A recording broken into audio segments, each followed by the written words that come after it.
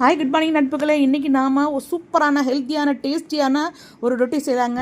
இந்த ரொட்டி செய்கிறதுக்குங்க வெள்ளை முட்டைக்கோசு ஒரு 50 கிராமுங்க, ஒரு அரை பெரிய வெங்காயங்க, பர்பிள் முட்டைக்கோசு ஒரு 50 கிராமுங்க, தேங்காய் ஒரு சில்லு அளவுக்குங்க, எல்லாத்தையும் துருவி வச்சுக்கலாங்க. அது போக கொஞ்சம் கொத்தமல்லி, கொஞ்சம் கருவேப்பிலை, கொஞ்சம் சோம்பு தூளுங்க, சில்லி ஃப்ளாக்ஸ் கொஞ்சம், கல்லுப்பு கொஞ்சம், ஒரு பச்சை மிளகாங்க. இதை சிறுதானியங்களும் மாப்பிள்ளை சம்பாவும் கருப்பு கவுனியும் கலந்த பவுடருங்க. ஆமாம், இது எல்லாத்தையும் இந்த மாவோட சேர்த்து மிக்ஸ் பண்ணிக்கலாங்க.